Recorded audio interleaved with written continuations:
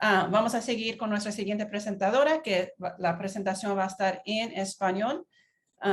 Quiero introducir a la doctora Sylvia Lennon-Thompson. Ella es profesora asociada en la Universidad de Oregon en el Departamento de Educación Especial y Ciencias Clínicas y está afiliada al Centro de Enseñanza y Aprendizaje. Sus principales intereses de investigación son examinar las prácticas de instrucción y evaluación apropiadas para estudiantes de inglés. Bienvenida la doctora Lennon-Thompson.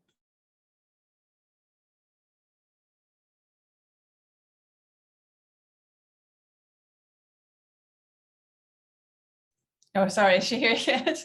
Maybe we might be having tech issues. Yes, she is in as a panelist. Okay. Just making sure she can turn her screen on.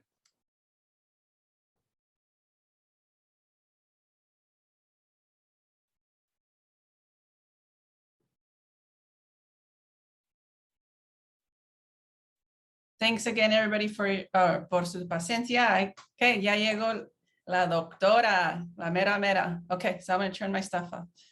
Okay.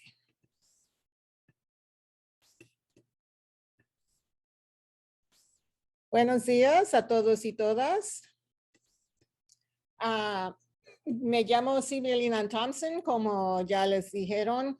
Además de la información que les han dado sobre mí, yo fui maestra bilingüe por varios años, enseñando a niños preescolar hasta tercer grado, y fui maestra de inglés como segundo idioma. Como han contado ya muchos de las panelistas, que hasta ahora han sido todas mujeres, es que yo me crié bilingüe, así que la enseñanza a los niños bilingües y de la instrucción que reciben para mí también ha sido algo muy personal en toda mi vida profesional. Así que desde muy temprano, aun cuando era maestra todavía, tenía mucho interés en identificar las herramientas y las intervenciones y prácticas más efectivas para niños bilingües. Así que esta mañana voy a hablar de las destrezas necesarias para aprender a leer en un segundo idioma. Y vamos a ver varios temas. Vamos a empezar con el rol de la familia en la adquisición de la lectura. Luego vamos a hablar un poco de destrezas necesarias para aprender a leer. Luego destrezas adicionales cuando se aprende en un segundo idioma. Y actividades que apoyan la adquisición de lectura. Y como se comentó esta mañana, la educación bilingüe, si es disponible, es la mejor opción, ¿verdad? Porque queremos que nuestros estudiantes, que sus hijos e hijas tengan esa base muy firme de lectura y escritura en el idioma que hablan mejor, que ese es su primer idioma. Pero hay veces cuando no es posible por varias razones, o también en el tiempo en cuando hay transición del primer idioma al segundo, todavía van a seguir aprendiendo a leer. Así que es importante tener en mente todos esos cambios. ¿No? Okay. No sé por qué no está. Muy bien. A ver, el rol de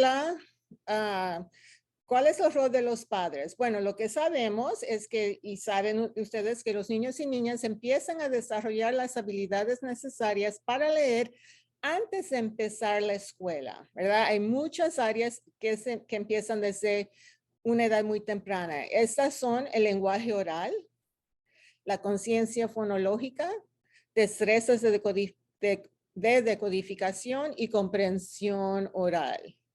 Así que especialmente el lenguaje oral y la comprensión oral son críticos para aprender a leer, ¿verdad? Mientras más lenguaje tenemos, mejor vamos a aprender a leer. La conciencia fonológica, que es la habilidad de oír los sonidos en el lenguaje, también es muy importante en todos los idiomas y también las destrezas tempranas de decodificación, como el saber el nombre de las letras o los sonidos de las letras, ¿verdad? O reconocer las letras cuando las ven. Y vamos a hablar sobre todos estos un poco más adelante.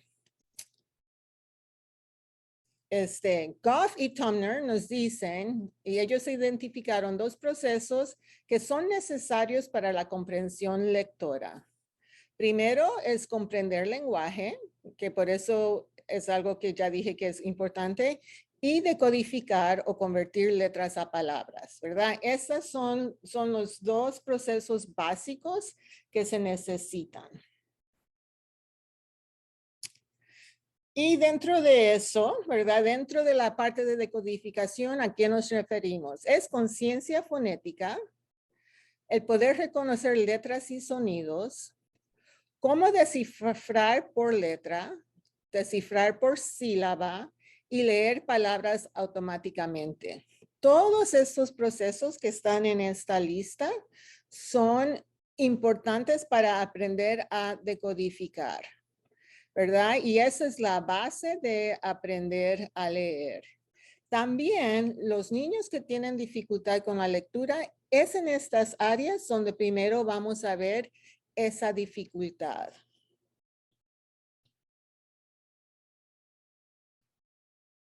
A ver, ¿qué se necesita para aprender a leer? Primero, la conciencia fonológica. Luego, las habilidades de decodificación. Entonces, para leer, los sonidos se tienen que asociar con letras. Y eso es algo que se puede empezar a hacer antes de entrar a la escuela.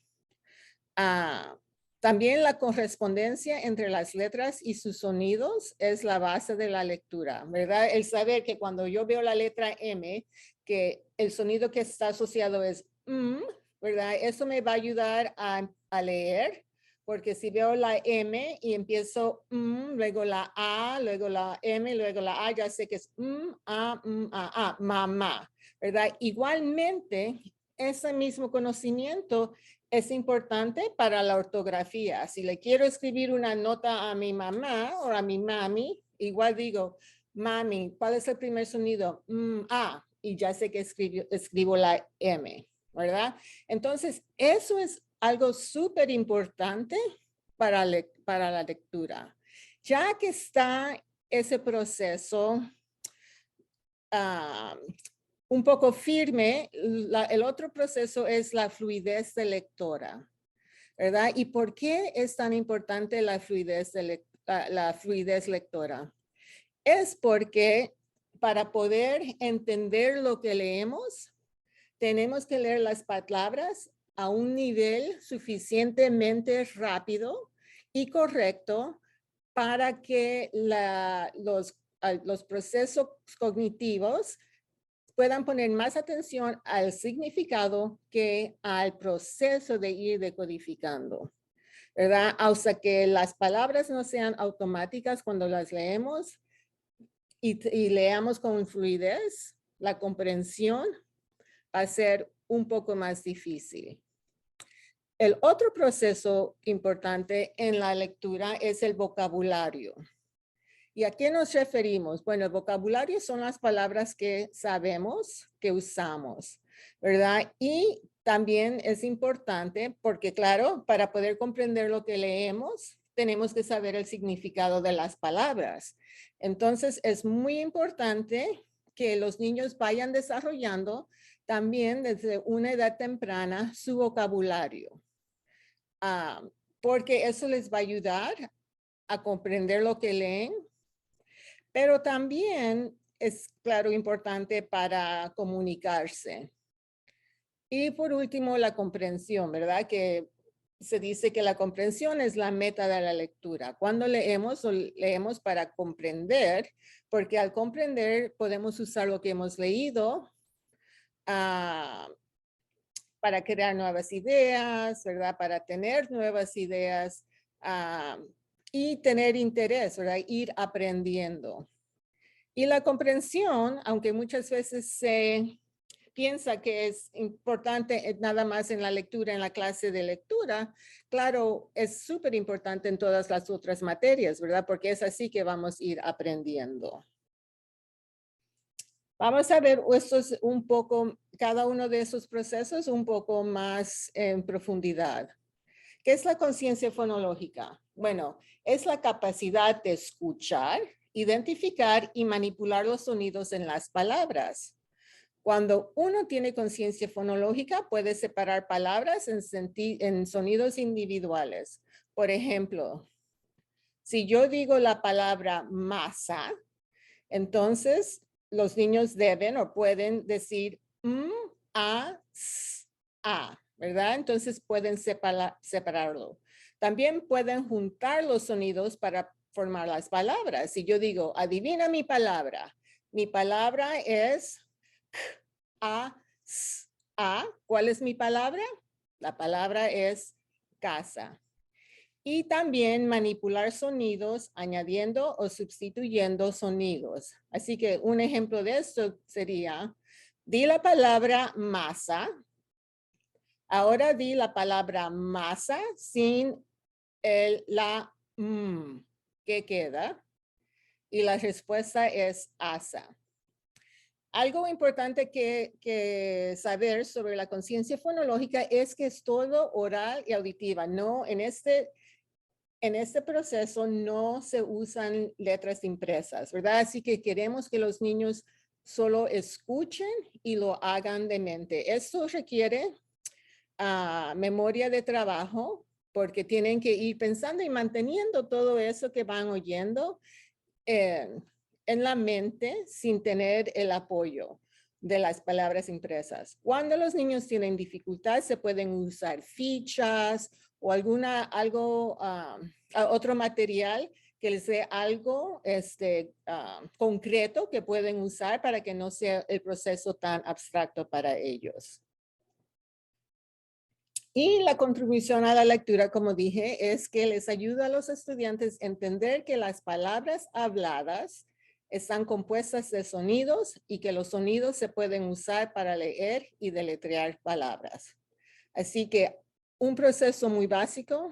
Otra vez, niños con dificultades en lectura muchas veces tienen dificultad con este proceso. ¿Y cómo se aprende? ¿Cuál es la secuencia? Bueno, primero son rimas y aliteración. Por ejemplo, dime una palabra que rima con mano. Y dime una palabra que comienza con el mismo sonido, como caracoles, caros. Oraciones, ¿cuántas palabras hay en esta oración? ¿Verdad? El gato es grande, son 4 palabras. Y juntar, separar, eliminar sílabas y juntar, separar y manipular fonemas. La decodificación es el reconocer que los sonidos que hacen las letras impresas individualmente y en grupo les ayuda a los niños a reconocer palabras familiares de manera exacta y automática, a descifrar palabras nuevas y escribir palabras. Y ¿por qué es importante? Es que al reconocer los sonidos individualmente y en grupo, los niños reconocen le ayuda a los niños a reconocer palabras familiares de manera exacta y automática y a descifrar palabras nuevas y apoya el desarrollo de la fluidez lectora y la comprensión. Aquí el punto importante es que tienen que llegar a un nivel automático, ¿verdad? Aunque les enseñamos a leer sonido por sonido y luego en sílabas, lo que es importante es que vean la palabra y digan la palabra, ¿verdad?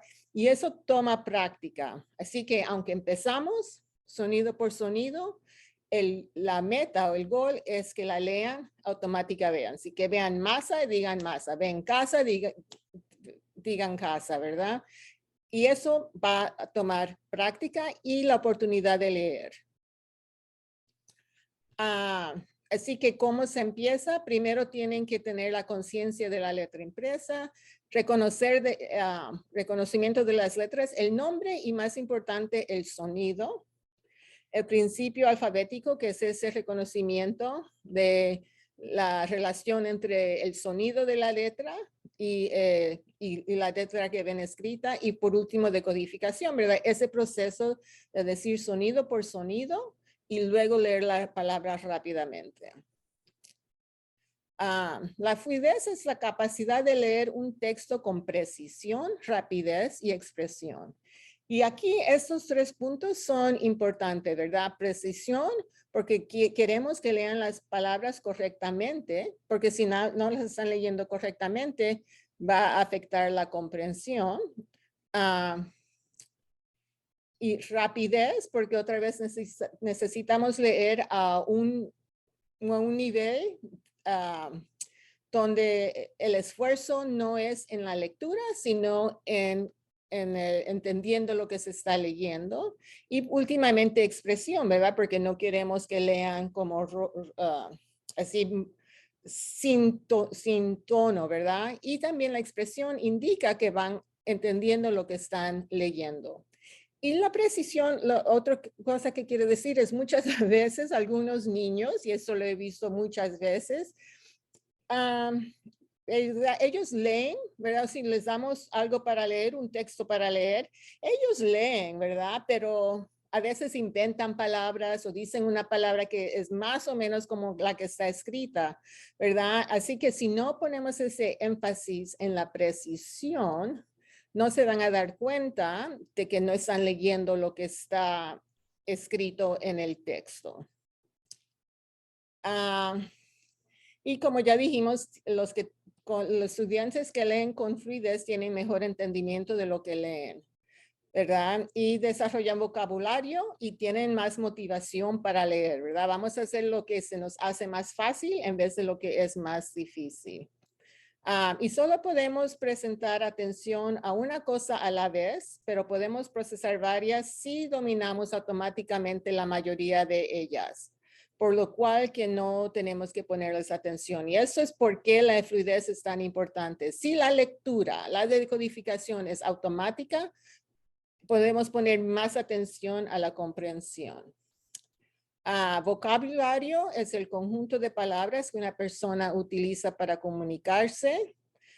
Y tenemos varios vocabularios, ¿verdad? El activo que usamos frecuentemente, el vocabulario que sirve para entender lo que nos dicen o lo que leemos, pero no lo utilizamos, y el pasivo que reconocemos, pero no estamos seguros de su significado. Y como hemos dicho, el vocabulario afecta la comprensión y inicia en la casa como la comunicación oral. Y por último, la comprensión es el uso de estrategias para recordar, comunicar y comunicar lo que se lee o lo que se escucha. Yo quiero aquí enfatizar que la comprensión oral es tan importante que la comprensión lectora, y que es muy importante para que los niños puedan desarrollar la comprensión lectora. Y la comprensión de lectura transforma a estudiantes de lectores aplicados y activos en lectores aplicados y activos, y el comprender permite aprender. La comprensión es un proceso activo. Muchas veces los estudiantes que no tienen buena comprensión no entienden ese proceso, ¿verdad? En un estudio que hicimos hace años con niños de 6º grado, les preguntábamos, ¿verdad? ¿Qué es lo que es leer? Para ti, ¿qué es leer? ¿Verdad? Y los niños que tenían dificultad decían cosas, bueno, pues abro el libro y digo las palabras, ¿verdad? Mientras que los niños que eran mejores lectores decían cosas como, bueno, veo el título y pienso, y mientras estoy leyendo hago como una película en mi mente, ¿verdad?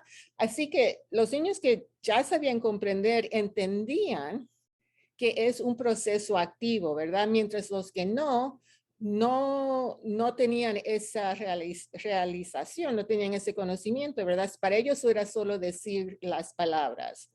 Entonces, eso es algo que muchos niños a veces no llegan a comprender, ¿verdad? Que es ese proceso activo. A ver, ¿y cómo es diferente aprender en un segundo idioma? Bueno, la buena noticia es que solo se aprende a leer una vez. Si sabemos leer, muchos de los procesos de la lectura ya los tenemos, ¿verdad? Así que, por ejemplo, aquí está lo que habíamos hablado, ¿verdad? El lenguaje oral, la conciencia fonológica, todos esos nos ayuda a decodificar. Cuando añadimos estas otras, llegamos a fluidez, luego a estrategias de comprensión, vocabulario académico y vocabulario en general nos ayudan con la comprensión. Esto es cierto para todo idioma, ¿verdad? Hay algunas diferencias, ¿verdad? En cuántos grafemas hay o la relación entre letras y palabras, pero en general es el mismo proceso.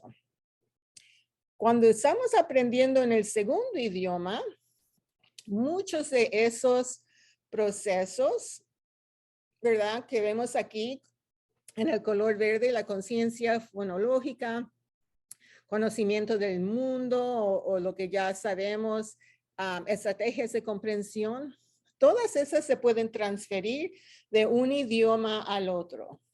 También el proceso de decodificar se puede transferir de un idioma a otro. Si yo ya sé como lectora que para poder decodificar una palabra tengo que decir el sonido de la letra o del grafema que está enfrente de mí y unirlos para leer la palabra, ese proceso ya lo conozco, no lo tengo que aprender otra vez. ¿Qué es lo que tengo que aprender en el segundo idioma? Bueno, obviamente todo lo que tiene que ver con el idioma, ¿verdad? El lenguaje oral. Tengo que tener el vocabulario de ese idioma y lo tengo que ir aprendiendo. Tengo que, el conocimiento del alfabeto. Si en inglés y en español es fácil porque se usa el mismo alfabeto y además de eso, la mayoría de muchas de las letras tienen el mismo sonido en inglés y en español, ¿verdad? Algunas excepciones son, por ejemplo, que en inglés hay muchos más sonidos para las vocales, en español solo los 5, A, E, I, O, U. En inglés hay la vocal corta, la larga, hay vocales que se forman con 2 letras, así que hay muchas más vocales que se tienen que aprender, ¿verdad? Esa es la diferencia en lo que se dice que español tiene una ortografía transparente y inglés tiene una ortografía opaca, ¿verdad? Porque esa relación entre letras y sonidos no es tan simple en inglés. Tenemos que practicar en el idioma nuevo las palabras y obviamente el vocabulario, ¿verdad? Y lo que hemos visto, por ejemplo, es que muchas veces los niños que están aprendiendo inglés como segundo idioma pueden aprender a decodificar sin mucha dificultad. Pero si no están también desarrollando el vocabulario, es decir, que sepan el significado de las palabras, no van a poder comprender, ¿verdad? Entonces, por ejemplo, hubo un estudio que vio que muchos estudiantes de tercer grado que podían leer 130 palabras por minuto en fluidez, en inglés, cuando era hora de tomar la prueba estatal, no tenían la misma garantía. Así que los niños que bilingües, si hablaban inglés bastante bien, pero todavía es un segundo idioma, podían leer 130 palabras, pero en la prueba solo tenían como un 67% probabilidad de pasar la prueba. Mientras que un niño monolingüe que leía 130 palabras tenía una probabilidad de 96 de pasar la prueba, ¿verdad? Y la única diferencia es cuánto lenguaje, cuánto vocabulario tenían y que también podían entender el texto. Porque las otras habilidades eran más o menos igual.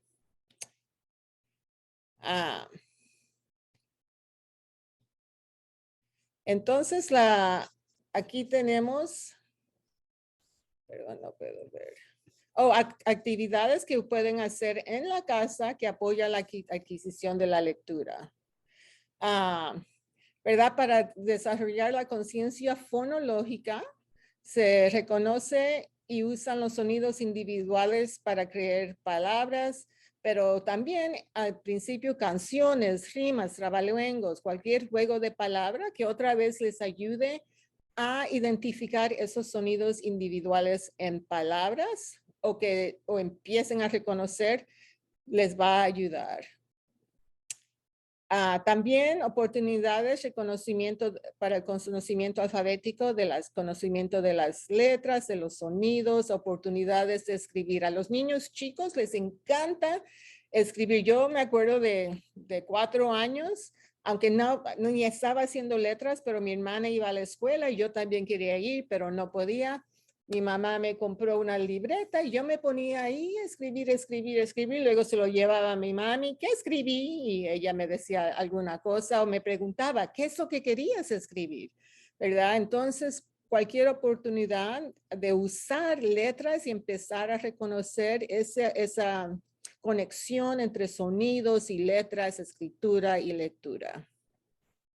Lenguaje oral, súper importante para el desarrollo de lectura, ¿verdad? Conversaciones, recontar, respuestas a preguntas, que hagan resumen de algún cuento y que generen preguntas también es importante, ¿verdad?